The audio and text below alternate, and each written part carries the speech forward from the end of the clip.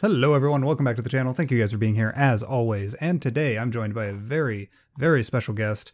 Guest that doesn't need any introduction, but I'm going to give him one anyways.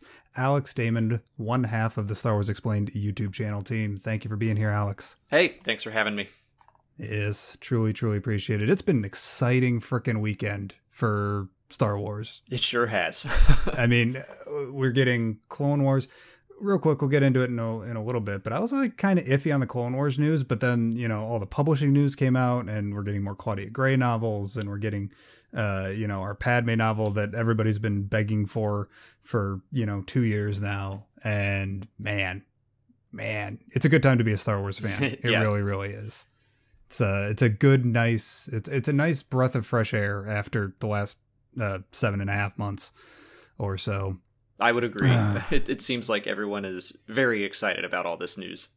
Yeah, exactly. Yeah, actually, I saw Brian Young tweeted out something about, how important cons are because he's just getting back from Comic-Con, I think, today, back home. And he said something along the lines of, about how important cons are to, eliminating that. It eliminates that kind of disassociation that you have with other fans online. Yeah, for real.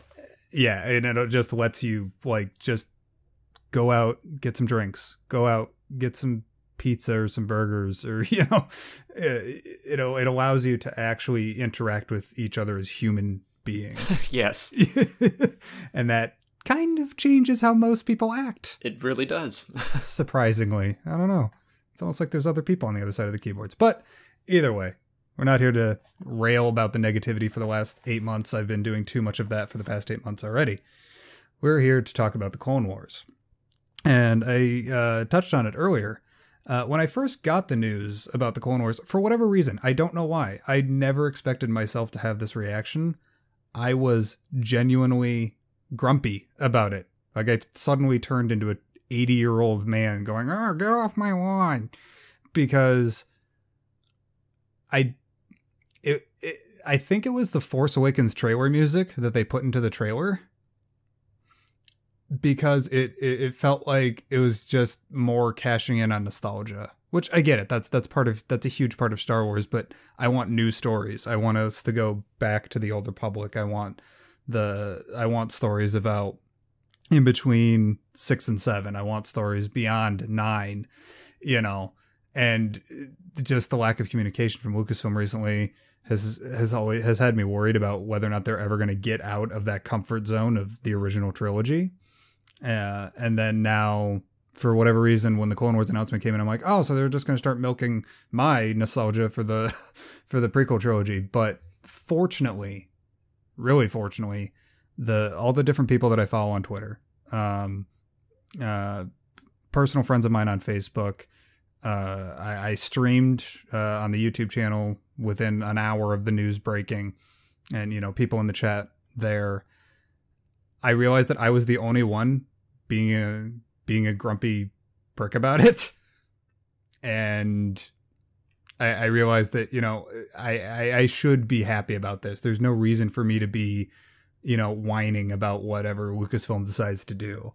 And it's incredibly exciting to get a final, a final solution to the Clone Wars story that, kind of got sort of ish wrapped up with that season 6 Netflix. But now we get to actually see the final end of that, that we get to see the final chapter for that era of the galaxy. So, yeah. Yeah. Out of curiosity, what was your initial reaction? Was it hype, most human beings? Yeah, it was excitement. I will agree with you though that I want them to start getting into weirder and newer stuff. I mean, on the one hand, all of the prequel announcements that were made this weekend, I'm excited about, because even though the prequel era is not my favorite era, I have been everything's been heavily focused on the Galactic Civil War, and then second would probably be the sequel trilogy era. And we have had a sprinkling of prequel content here and there, but I was glad to see them really focusing on that. And I guess, I mean, we're following familiar characters in the Obi-Wan and Qui-Gon book, but it will be before the Phantom Menace, so it is kind of getting out there a little bit, but I do agree that I think it would be liberating for Lucasfilm to start exploring just brand new stuff where like we don't have familiar characters or concepts, and it's like you can kind of do whatever you want if you start going into Old Republic or whatever. But for Clone Wars specifically, yeah, I was excited for it because I think so yesterday we had a Q&A video. We actually recorded it. Yeah, I was watching that earlier today and I had to laugh at it. Right. So I was asked the question, like, since we know we're doing this Clone Wars panel, like, what's something from the Clone Wars that you wish that we got to see? And I said the Siege of Mandalore, because once Dave Filoni basically told that story, or at least the basics of it, at a panel at Star Wars Celebration London, I was like, that sounds amazing. And I was like so bummed that we didn't get to see it on the screen. So that was my answer. And then an hour later, after we recorded that, they were like, we're getting more Clone Wars and we're doing the Siege of Mandalore. And I was like, oh my gosh. Like, so I was very excited for that specifically.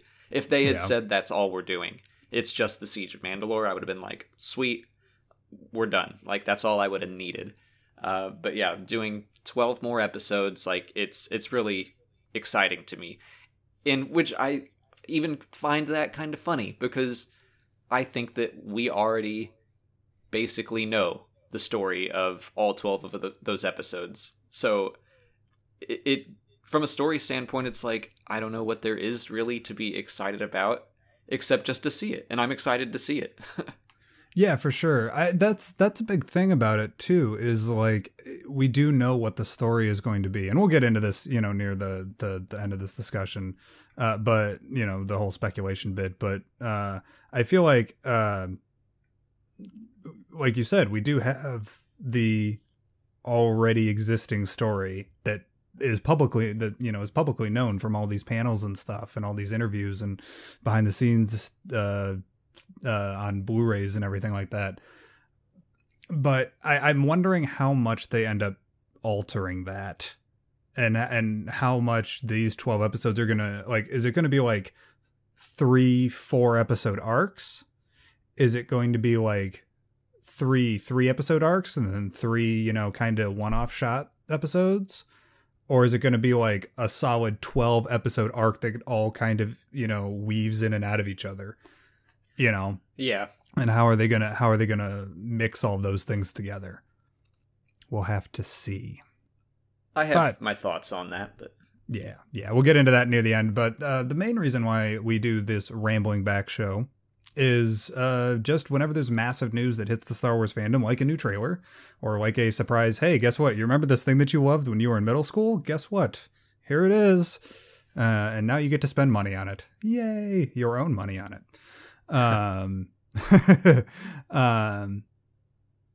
But in my quick little reaction video that I had to film in my car, because of course the news came out like half an hour before, or no, I had a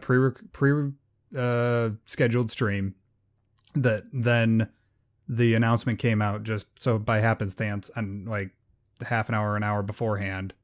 And then I had to go straight to work after that stream. So I had to like film my like reaction video, like with my crappy cell phone camera and everything in the car. But in that video, I asked you guys, the audience, what was it about Clone Wars that made it so special for you as a Star Wars fan? And you guys responded amazingly well. And normally what we do on the show is we will go through individual comments and we'll use those as talking points. But all of you guys had so much universal love of the same things, and you guys wrote these incredibly long, in-depth comments that I feel like it would be a disservice to kind of, you know, pick and choose different people. So we're just going to go through 4 big topics that all of you guys brought up. And if you're okay with it, Alex, let's hop right into the scope of the story and, you know, the whole concept of a galaxy at war and how much the Clone Wars kind of exploded the Star Wars universe for us, especially at that specific time.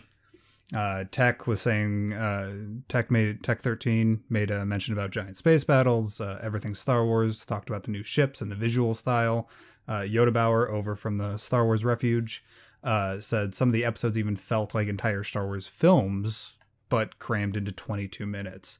And that's something that's huge for us to recognize with the Clone Wars team, and George Lucas too, because that Clone Wars was the last thing that George Lucas officially worked on. Regarding Star Wars before the sale, if I'm remembering correctly, right? Yeah. I mean, he was also kind of working on Solo, a Star Wars story to a degree, but yeah, I mean, the Clone Wars would be the last major project that I think that Lucasfilm was working on before the sale, that we at least saw before the sale. Yeah, that wasn't meddled in by the dark cabal of the mouse. Yes, that's a good way of putting it. Yeah, depending on which conspiracy videos you watch, but yeah, I mean that's a huge achievement that they managed to pull off with Clone Wars. Like I had just recently, completely unrelated. This is before the panel even started. About a month ago, I just started watching the Clone Wars when I go to sleep. Like that's my nightly ritual. I go to bed, lay down, turn on the TV, go to the Roku stick, find something to just throw on, turn it down to really low volume, almost too so low that I can't even understand the words being spoken in whatever show I'm watching or whatever movie I'm watching, and fall asleep watching, quote, watching that.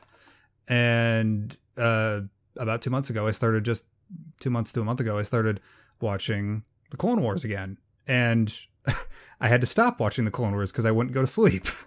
I would leave the volume turned up a little bit louder than I should, and then I would just end up sitting up and watching 4 or 5 episodes when I shouldn't be.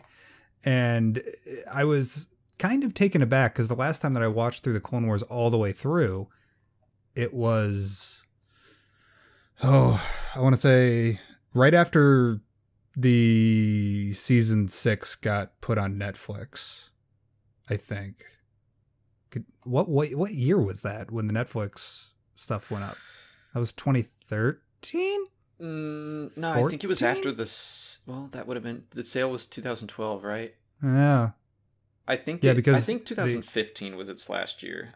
But no, that can't be right. Yeah, I could have swore that I'm looking it up. We were No, you're good. Yes. Almighty Google, save us. Season 6 was 2014. Okay, yeah. Yeah, so yeah, it was like 4 years ago when the last time that I actually just sat down and watched through the entirety of the Clone Wars in chronological order. And yeah, I was kind of taken aback, even like in the first season. Like I know a lot of people like to, bash on the first and second seasons because, that's the nature of the beast when it comes to television shows, that the first season is always kind of the writers are finding their footing. Right. And, the animation is at the lowest budget and all that kind of stuff.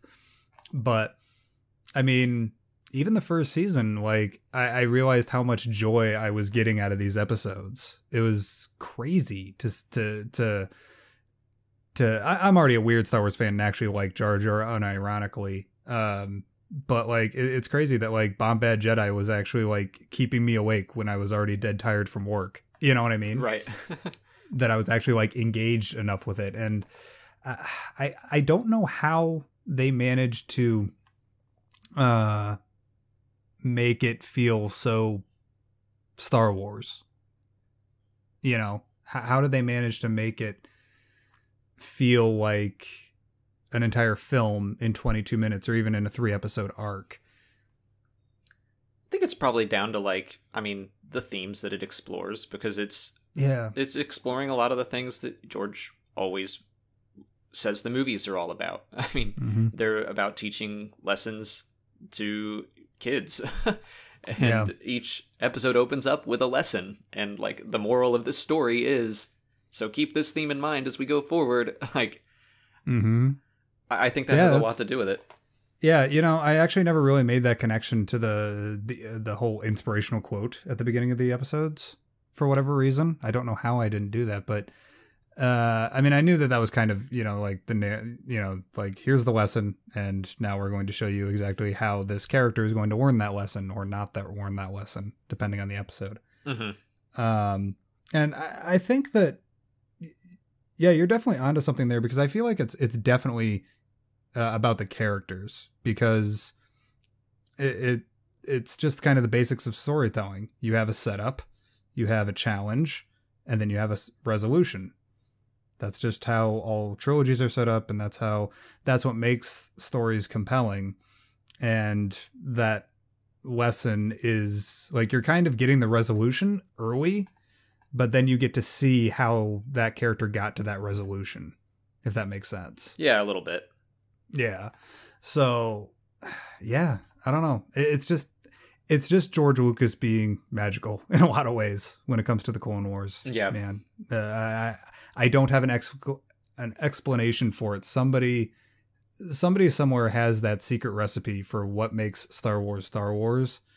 And I mean, sure, each individual fan has their own definition of this is Star Wars and that is not Star Wars. Like for me, Rogue One didn't feel like Star Wars to me.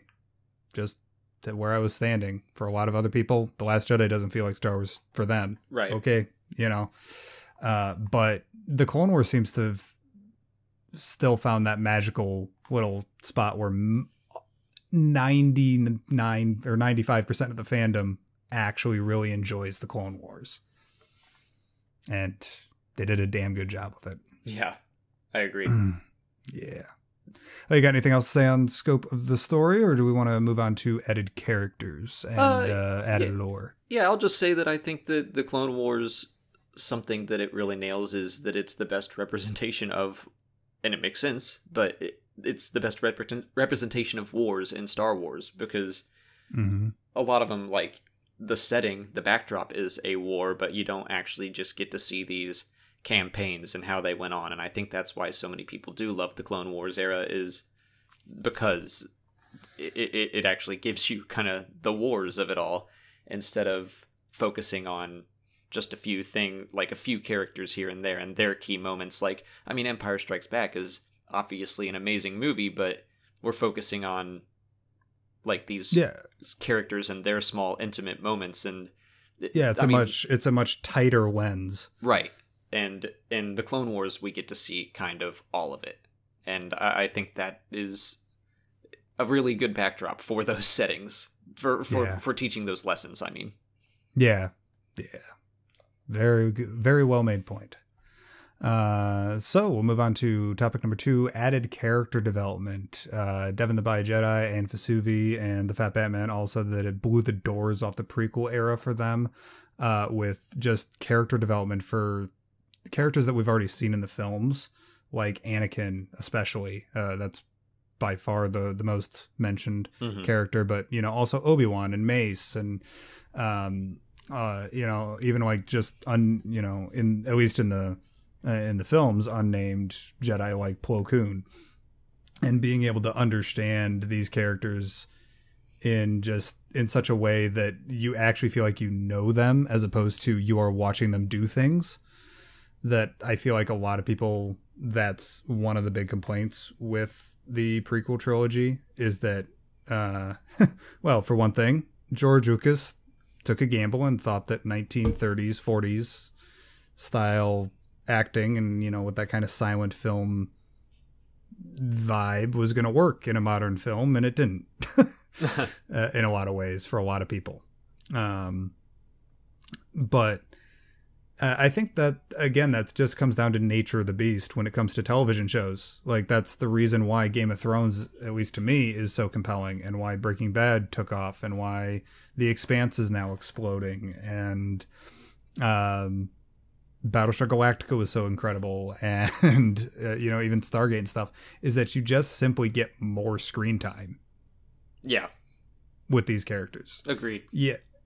Yeah, like Dave Filoni said at I don't remember, it was a panel or an interview or something. I think it was I can't remember. It doesn't really matter. But Dave Filoni said something once about how it was a challenge for him to write Anakin in Clone Wars, because he can't have Anakin grow too much because of what happens to him in 3. You can't you can't have Anakin really learn all that many great lessons because otherwise it wouldn't make sense for why he would do what he did in 3. And I feel like his solution to that was to, how should I say this? He just decided to 2 or 3 times every season, he just kind of sprinkled in little hints and little moments of like, this is where Anakin is messing up. This is why Anakin is messing up. This is where Anakin is messing up. You know, like you get to see him do some pretty dark things. Like, what was the Mandalore episode? There's the episode where like they were talking about, you can't kill me. I'm unarmed or whatever. And Obi-Wan doesn't kill him. And then I can't remember. Good Lord. I feel like a terrible Star Wars fan right now. It was that senator guy, right? The one voiced by Greg Proops. Yes. Thank you. Yeah. I can't remember his name either, but, then Anakin comes up behind him and stabs him in the back. Yeah, exactly. And like, it's played off kind of like a joke, but like, if you're watching that as an adult, you're like, oh, yeah. Now I kind of get it. And it does really explode out the character of Anakin. And I mean, even Obi-Wan too, you get to see more of Obi-Wan's hubris. Like I went back and rewatched Attack of the Clones the other day, and the character of Obi-Wan definitely changes a lot in between Attack of the Clones and Revenge of the Sith. I've seen Revenge of the Sith a lot more times than I've seen Attack of the Clones. So when I went back and watched it and really concentrated on just the character of Obi-Wan, like he's kind of a dick in Attack of the Clones a lot of the time, especially in those opening scenes with Anakin. He just, and you can see him kind of growing a tiny bit through, you know, throughout the Clone Wars. You can see him kind of having to deal with serious loss and having to kind of maybe even start to kind of see where Anakin is coming from in terms of attachment via our episodes with Satine and our, you know, our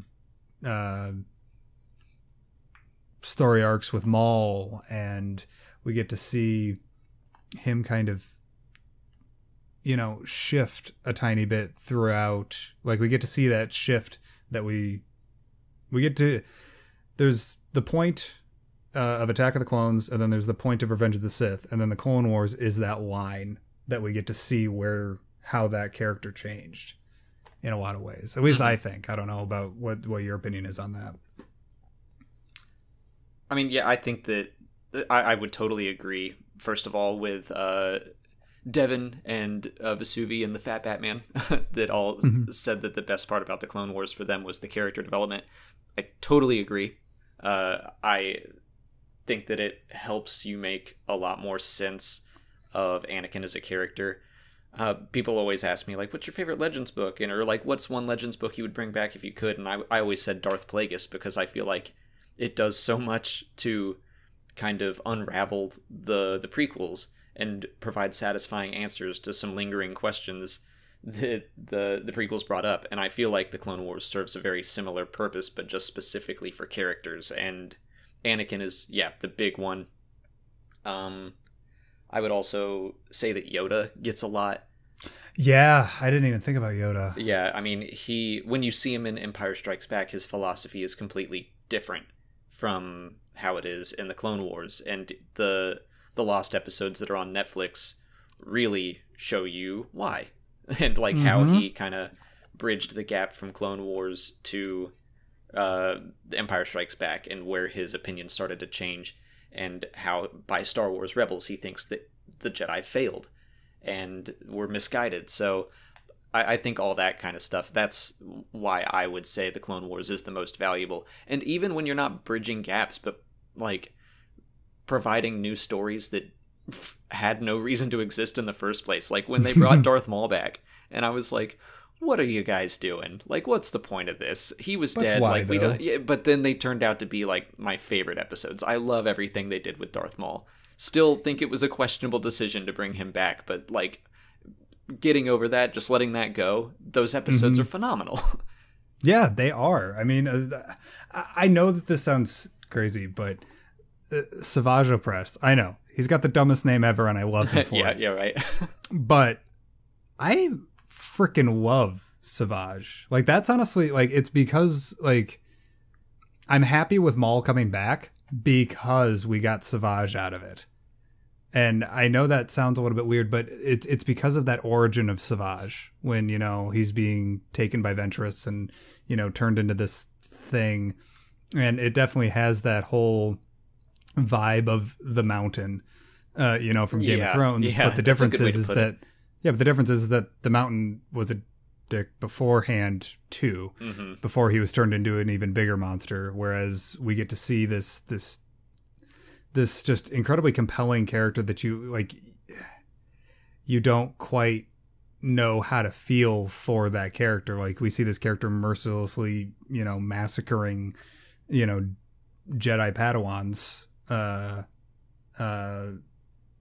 But then you also remember an episode beforehand, he was just trying to protect his brothers, you know, from the wrath of the people that turned him into what he is. Right. And like that, I totally agree with you. Savage is one of my favorite characters in the Clone Wars because, he's the episode Monster is one of my favorites because he's clearly just a good dude. And then they take him and they turn him into a monster that is, I guess, under their control completely. And then when he dies and like you see all the Night Sister magic leak out of him and he turns back into who he was before, I'm like, oh my gosh, that's so tragic.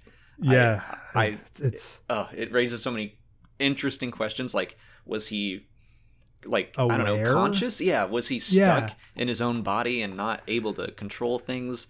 How did it go? Like, I love that. I know. That's one reason why I'm kind of hopeful that with like us right now, I'm kind of pinning my hopes on Rian Johnson with his trilogy, but I want my Sith possession stuff back from Legends. You know, like that, like, you know, the Legends stuff in Old Republic, we get to see those kind of stories a couple of times where like a Sith Lord like inhabits a body, but then it like suppresses the Force spirit of the person that's already using that body, you know, and then you have that kind of concept. And I guess Clone Wars definitely introduced that kind of idea, but I'm really hoping that they end up really going full bore for that type of character in a live action film sooner rather than later.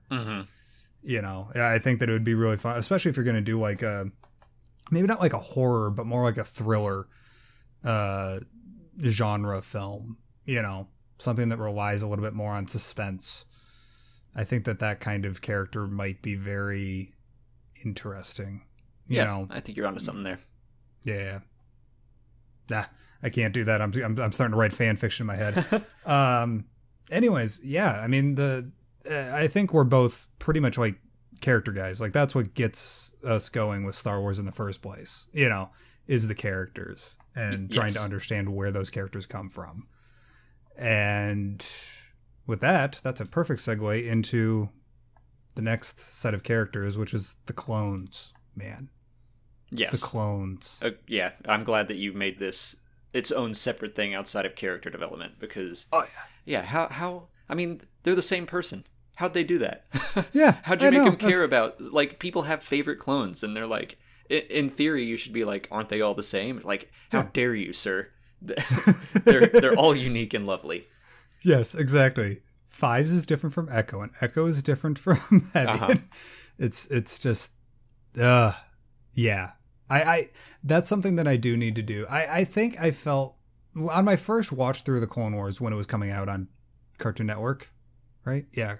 When it was coming out on Cartoon Network and I was first watching it, I don't know, I didn't want to attach myself with the clones because I felt like I didn't want to be I wanted to be rooting for the clones, but then like the whole, you know, born to be slave warriors kind of like just weirded me out, and I didn't even want to think about it, so I just didn't pay attention to the clones as characters all that much. But when I did that, my big rewatch when season 6 came out, it just blew me away how well they managed to just infuse this sense of individual identity into copies of the same character. You know, we get to see like Heavy's sacrifice on what was that? What was that planet? At the listening Oh. station. Rishi? Yeah, that sounds right. Yeah, because Rishi Mays. Yeah. But yeah, that listening station, heavy sacrifice there was just, man, like, in particular, Mitchell Godfrey especially touched on the aspect of the clones just being everyday soldiers. Yeah. And I think that's one of the reasons why I got grumpy about Rogue One. I don't think I've actually talked with you about Rogue One yet, but Rogue One is like by far my least favorite Star Wars film. It wasn't for me. I didn't enjoy it. Okay. And I think that's, I'm fully aware that a lot of my complaints about it are just fanboyish. It wasn't what I was expecting or what I wanted. You know, I mean, that's fine.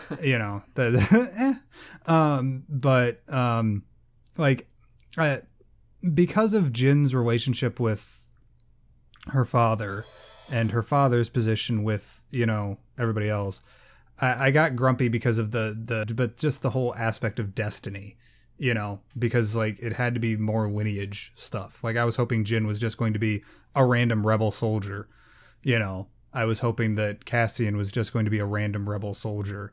And in a sense, some of them are just kind of, they feel like that there was just that sense of like, these people are special, as opposed to these people are special because they make themselves special. Yeah. With a lot of the Rogue One team, like Bodhi, I freaking adore. I love Bodhi as a Bodhi character. too. Because he's just a dude. And he has to overcome his fear throughout the film, yeah. Yeah, and it's so good to see that kind of everyday soldier thing. Like the X-Wing novels did that, at least for me. I think the X-Wing novels did that really well. I totally agree. From Legends. Well, okay, Cornhorn notwithstanding, but whatever. Well, at least he started out not force sensitive. Like that was revealed over time, but yeah, that was we have Kratos the same trap? opinion. yeah. Anyways, as funny as it sounds, out of the new canon, I'd have to say like Battlefront Twilight Company is top 3, the new canon books for me personally, because it's just some people. And it's just like it.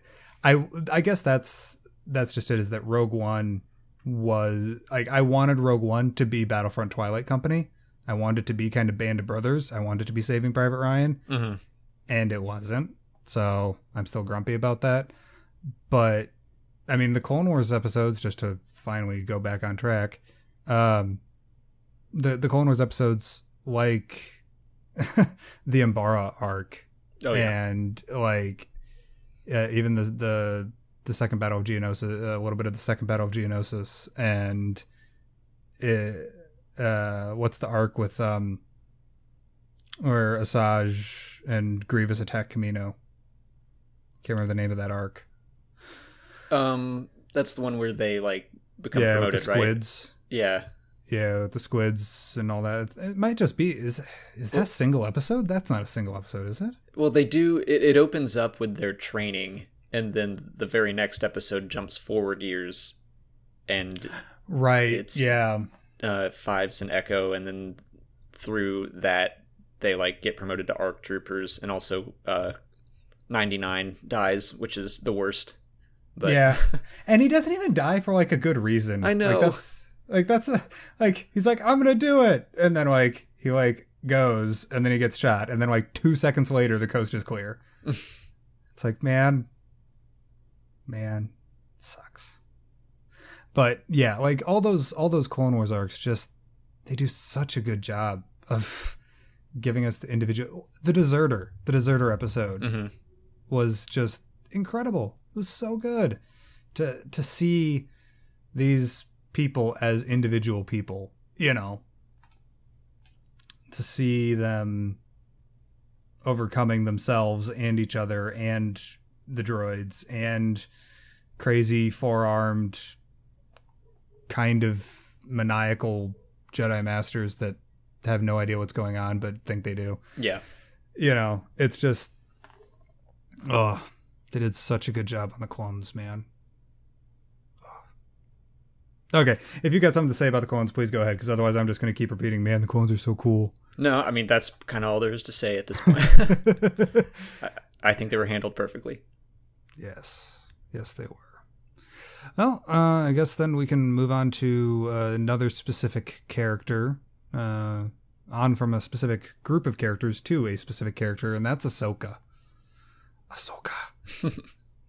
That was a terrible Matt Lantern impression. But anyways, Ahsoka is an interesting character, especially considering her relationship with the fan base, it seems. Because I definitely remember people being upset with the character of Ahsoka when she first showed up in a lot of ways. Sure, yeah. You know, for a lot of different reasons. And but now, like, you can't. It was like a week after the ending of Rebels, after the final episode of Rebels, and I believe Matt Martin, the story group, went to some convention, and he tweeted out a picture. Within a week, yeah, I know there was a there was a cosplayer doing in the costume of Ahsoka from the end of Rebels. Like, within a week of that showing up publicly on screen, there was a cosplayer already ready and raring to go to a convention. Yep. And it's like screen accurate stuff. Obviously not animated, but still, it's like, it's just incredible the amount of love that the character of Ahsoka seems to have nowadays. And at least for me, on my part, I didn't have a problem with Ahsoka when she first showed up. When I was first walking out of the theater in 2008.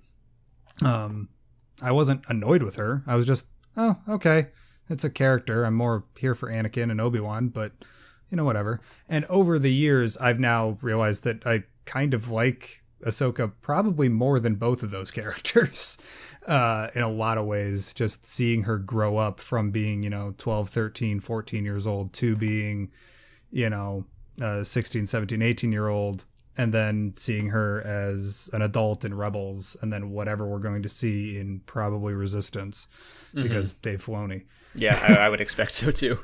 Yeah, so my question, I guess, really to you, Alex, is what was your initial thought on Ahsoka, and then where are you kind of sitting at now?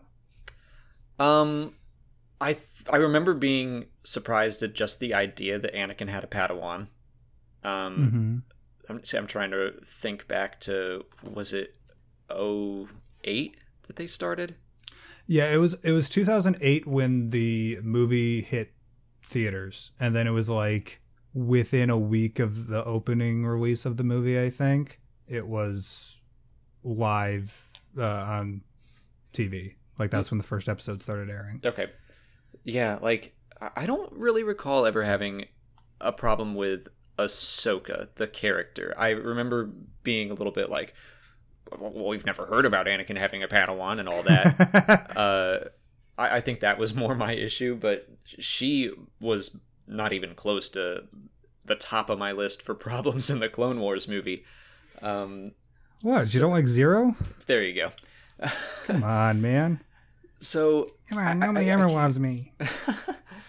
I can't really recall ever having any super negative thought about her. I think that I was probably ambivalent to her early on, and definitely as the story went on, I got more and more involved and more into her. And then by the time Rebels came around and it was her, I was all into it. Like, please bring her back. So it sucks because I got spoiled about Ahsoka coming back before I even started Rebels, because I didn't start Rebels until like midway through season 2. So like, and it was because of Ahsoka coming back. I saw it in some YouTube video or something like that, and I kind of wish if that was a complete surprise to me, because this was before I got into the online fandom and stuff during the run up to The Force Awakens, and so like I found out that Ahsoka was in Rebels like a few months after everybody else found out. So I and then like within a couple, and then in between that time is when I started kind of getting into the online fandom, which is how I got spoiled about Ahsoka being in Rebels. And I was like, yeah, wow, yay, we're on Rebels. And then everybody's like, yeah, it was, we found out 3 months ago. I know. I'm glad that you're happy. You know, like I wasn't able to kind of celebrate that, but Right. it was so good to see that character come back. And it was amazing to get that novel too that we got from E.K. Johnston. Mm-hmm. Yeah, it was a good book. I liked it a man. lot. I'm excited for her Padme book.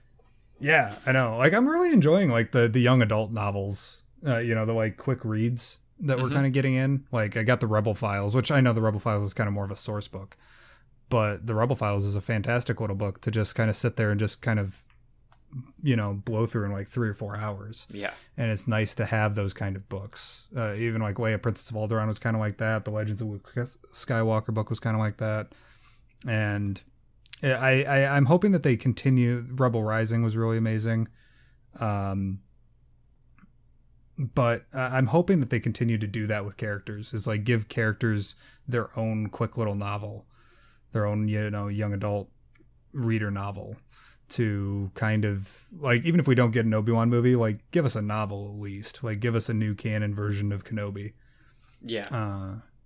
Anyways, I'm getting way off topic from Ahsoka, but the character of Ahsoka definitely has a lot to give to the Star Wars galaxy, and I'm really looking forward to whatever she ends up giving us in Resistance, because it's Dave Filoni. She's going to be in Resistance. But yeah, I think that's probably... I think a lot of those dangling threads from Rebels might be addressed in Resistance, considering a lot of those dangling threads from Clone Wars were addressed in Rebels. Yeah, I'm hoping that with Resistance he can just wrap up everything, so that then like whatever the fourth TV show is going to be, that can actually tell its own story without having to worry about taking care of other people's stories too. You know what I mean? Mm-hmm. Like as much as I enjoyed that like callback episode to the Clone Wars, you know, where they run across the droid general and the crash ship and all that. I would have rather them stuck to characters like Ezra and Anakin, Ezra and Kanan and Hera and Sabine. I'd rather that screen time have gone to that, you know, but we'll see. I'm hoping that I with that being said, I want there to be Ahsoka stuff in Resistance. I'm really hoping that Ahsoka is alive, even if she's not necessarily available for Luke, or she's not interested in helping Luke. That's always a possibility too. Remember, she doesn't exactly have a great relationship with the Jedi Order in general. So when Luke comes up to her and says, "Hey, you used to be a Jedi." No, I'm good. I know how to use a lightsaber and I can do force push, but I don't want anything to do with whatever crap you're starting to build. I still think he would be happy to talk to her, and I kind of feel like she'd be happy to talk to him too. Yeah, I don't know. We'll see. I feel like she might, like, it'd be interesting to see if they decide to have her start to have kind of reservations once he's like, okay, I'm going to go open up a temple and all of that kind of stuff. Once that would be interesting. You know, I'm wondering because I'm assuming that they're going to end up meeting each other. I mean, it could just be that they just never meet each other. You know, Luke never finds out that Ahsoka exists. But I really want those two scenes in between Luke and Ahsoka. And that is a scene where he's like starting to move towards that Jedi dogma, and she starts kind of going, eh. And I need my scene in between Luke and Ahsoka talking about Anakin. That's something that I do really, really want. That I'm hoping that we'll end up getting. Yeah. Anywho, so, we've been going for about 45 minutes. So we want to go ahead and wrap it up, and we'll just talk about speculation for what we might see. There we go. I can English goodly. Yeah, let's do it. With these closing 12 episodes. And if you don't mind, I actually haven't done too much digging into like the Bad Batch or the Siege of Mandalore. I kind of know the general story, but would you mind just giving us a quick like minute recap on what we know that the concept was for those? Well, Yeah, but I kind of want to put a spoiler warning on it because I'm Yeah, almost that's a good positive point. that is going to be one of the arcs. Like my Yes. speculation for these 12 episodes is that we're going to get 3 arcs. There'll be 4 episodes each. One will be the Bad Batch, one will be the Utapau arc, and then the last one will be the Siege of Mandalore. The Bad Batch and the Utapau arcs you can already watch on StarWars.com as unfinished story reels. They probably thought they were never going to finish those I episodes. was unaware of this. I'm going to StarWars.com and so that then I can remember that. Yeah, so like these episodes are kind of already out there, and the voice work is all done. It was the animation that wasn't finished, and they were like, let's just put these out there because we have them storyboarded, and it's basically like you have the very rudimentary models and they kind of glide around instead of having walk animations. They've got like their Everything's arms straight out to their sides. Yeah, everything's very choppy, and it's just like this is basically what it's going to look like. And they I guess they just assumed we're never going to finish this. Let's just put it out so people get the story. And then the trailer that they released this past week, the first shot that isn't of all those clone helmets, the first shot is like taken exactly out of the Bad Batch arc. Huh. So I'm like, all right, they probably just said, we have all of the voice work done. Let's just finish the animation. I think that really all that they probably fully produced. I don't know how much they recorded voice work for season 7, but I'm kind of expecting that they never did anything for the Siege of Mandalore because when Dave Filoni told that story on stage, Ashley Eckstein started crying. So I don't think she read that script, and that all seemed like a surprise to her. So yeah, so I at think least basically, I think they were saying... like, let's do the Siege of Mandalore, and so we can also do 8 more episodes. Let's just take these things that were close to done and finish them up. Yeah, and wrap those up. Yeah, we'll see. We'll see what they end up doing because I feel like I know for a fact that Sam Witwer. I don't know this for a fact, but there's strong evidence to suggest that Sam Witwer had to do recording work for this recently because I think he made some sort of smart tweet about like, oh, any big announcements today or something like that, like a minute before the trailer went live, right, or something like that. Well, so yeah, I've got I think that if you have you seen that panel where they talk about the Siege of Mandalore? Yes, when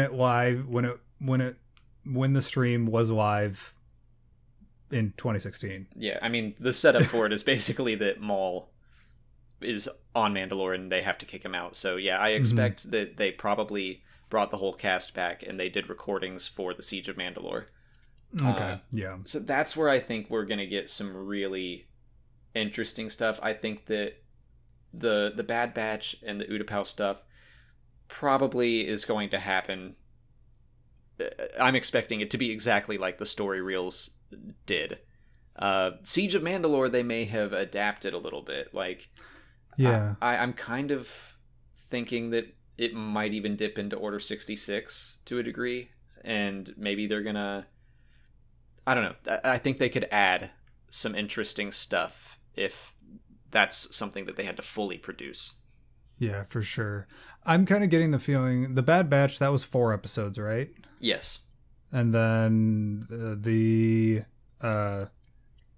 Siege of Mandalore was set to be 4 episodes or 5? That I don't know that we know. The Utapau arc, and again, I'm like completely guessing on the Utapau thing. We haven't seen any hints that they're doing that or not. But just knowing that they're doing the Bad Batch, I assume that that's the direction they're going to go. And those were each 4 episodes. So I think that the Siege of Mandalore would probably be 4 as well. Okay. Yeah, so you're kind of thinking Utapau, Bad Batch, and then Siege of Mandalore? Yeah, that's kind of what you're thinking? That's my best guess. Okay, yeah. I definitely think you're onto something there. I feel like it. My guess is that we're going to get maybe that they might edit down Bad Batch. This is with somebody who's actually never, like doesn't know too much about Bad Batch at all. But they might edit down Bad Batch in the Utapau arc to make room for 2 new episodes about Order 66 and like do Order 66 from the clones' point of view and or from Ahsoka's point of view. I think that would be interesting, but I think they might just tack that on to the end of the Siege of Mandalore, because we know from the Ahsoka novel that Maul escapes because Order 66 starts. Yeah, that's a good point. So I think we will kind of get some Order 66 from the clone's point of view. We might get a touch on Rex and how he took his inhibitor chip out, and how that all came to be. We might get to see them faking their deaths at the end of it, and I don't know, maybe they'll even do like an extra montage or something of Order 66 throughout the galaxy, kind of like we had in Revenge of the Sith. But I don't know, it's going to be interesting considering how we know that Anakin is going to leave before the Siege of Mandalore, and then it'll be about Ahsoka and the clones, and then at some point it's going to have to bleed into the events of Revenge of the Sith. So it's going to be interesting to see how they handle all that. But I think people would be able to understand it.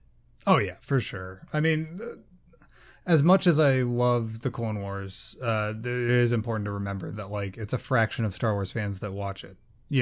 Maybe a very large fraction, but it's a set amount of fans that watch that too. And hopefully they do make it simple-ish enough that, somebody new can just hop right in and understand, what is going on a little bit with the characters like Ahsoka and Anakin's relationship and, whatever during that Siege of Mandalore stuff. We'll have to see how they do with that. I mean, that being said, I do have the utmost faith in Dave Filoni and, the crew that's working on it to provide that kind of contextualization.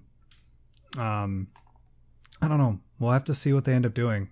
It's going to be very, very interesting and very, very exciting to see how they manage to execute it and how much they decide to maybe alter it and play with it. Considering that they've had, 4 years now to just kind of sit on the Clone Wars, Well, they probably had about 2 years to sit on the Clone Wars because they probably started on this 2 years ago. But still, now that they've had some time to sit on it, we'll have to see whether or not there's any serious changes that they decide to make. Yeah, just because you mentioned how they probably started on this a while ago, I laugh every time I see someone say, well, clearly they're doing this because of the reaction to Solo in The Last Jedi. It's like, yeah, they just threw this together in 7 months. Sure, they did. Yeah, of course they're definitely talking about for sure there's the Solo box office. Yeah, that's triggering a conversation, but we're not going to see the outcome of that conversation about the Solo box office until like 2020. Like, don't worry about it. Like, they can't, like, do you understand how fast corporate America works? Not fast. Okay. Like, it's going to take them some time to actually react to certain things. Like, just be happy that we're getting more Clone Wars, Yeah, right. Like, this is the first time in 8 months that I'm genuinely happy that I've stuck through the last 8 months of online Star Wars fandom. It's been exhausting. It has. But hopefully a new day is dawned, at least now. Yeah. We get to be excited about new Clone Wars. I'd like to know something about Resistance, maybe, before, a month before it's released. Right. Just saying. I'm surprised. I guess I was so taken aback by the Clone Wars announcement because I thought that they would be like, and now here's a taste of what's to come. And, yeah. I mean, they did give us that, but I thought it would be Resistance. And so I was kind of prepped for that. And I was like, oh my gosh, it's more Clone Wars. So. Yeah. Yeah. I don't know. Like, I'm happy that it's more Clone Wars, but I'd like to see some of Resistance, and I'd like to see some of Resistance that is not just a blurry cell phone camera. Yeah. Or camera photo from, like, some foreign investors meeting. Just saying, Disney. Just saying, Lucasfilm. Be nice if you. I understand you don't want to announce stuff when you're not ready to, but look at how wonderful it is when you have the narrative. Like when you this last week has been. Great point. Look at how beautiful it's been. Just saying. Anyways, but either way, I want to end this on positivity. Thank you so much for being here, Alex, and it's a good time to be a Star Wars fan again. It's nice. I agree. Thanks for having me. No, yeah. Like I said, again, thank you for being here, and you can let the one person that might not know who you are, where you're from. Yeah, my YouTube channel is Star Wars Explained, and you can follow us on Twitter at Star Wars Explain. Yes, thank you very much. All right, Alex, we're going to get out of here, guys. Thank you guys as always. And as always, may the Force be with you. Take care.